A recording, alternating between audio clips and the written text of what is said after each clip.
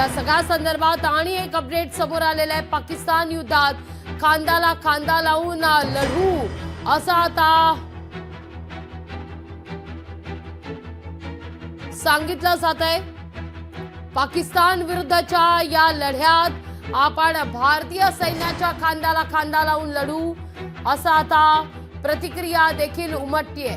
कोल्हापूरच्या माजी सैनिकांच्या या प्रतिक्रिया समोर येत आहेत, पाहूया आपण।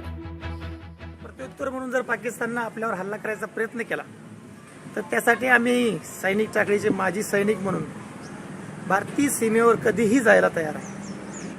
त्यांचा जो अटॅक करायचा जो मनसुदा असेल तो आम्ही माजी सैनिक या नात्याने सीमेवर उभ्या करून मुंहतोड जबाब द्यायची तयारी आमची आहे।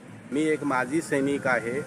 आमच्या सर्व सैनिकांकडून आमच्या ह्या अपेक्षा आहेत, जर या युद्धामध्ये आम्हाला परत जर बोलवलं तर आम्ही न हिचकिच करता जाण्यासाठी तयार आहोत। मी एक CRPF जवान आहे आणि सध्याच रिटायर झालेलो आहोत, तरी या आत्ताच्या स्थितीमध्ये युद्धाचं वातावरण तयार झालेलं आहे। यासाठी जर आपली गरज पडली तर आम्ही सदैव यासाठी तयार आहोत।